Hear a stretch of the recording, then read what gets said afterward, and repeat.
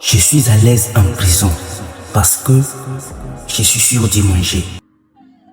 Cette phrase, elle sonne plus que n'importe quel discours politique. Une jeunesse qui préfère la prison à la liberté juste parce qu'elle est sûre de pouvoir manger en prison. Il y a de quoi s'inquiéter.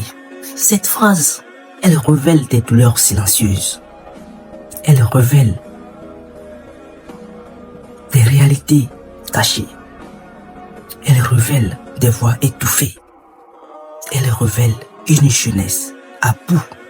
Et cette phrase, elle venait d'une personne qui entend juste parler de la prison, mais qui ne l'a jamais vécue.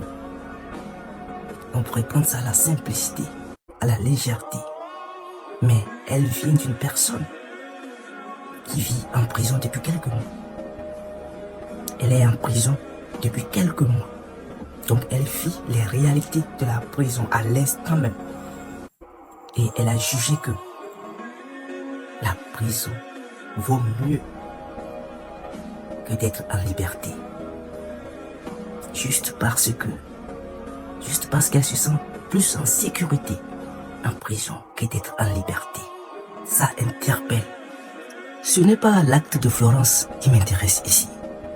Ce n'est pas non plus son comportement devant le tribunal, mais c'est ce que révèle cette expression qu'elle a fait sortir.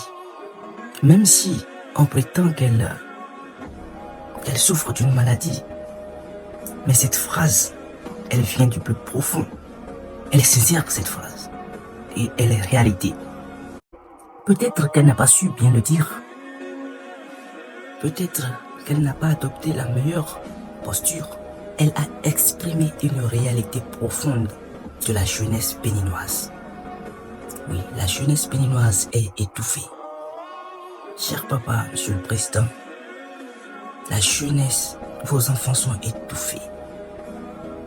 Florence, elle a exprimé le ressenti profond de la jeunesse, d'une jeunesse qui a besoin d'être protégée par son gouvernement. D'une jeunesse qui a besoin de se sentir en sécurité.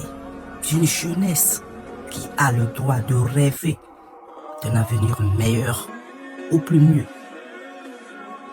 Mais peut-être, elle n'a pas su le dire de la meilleure manière.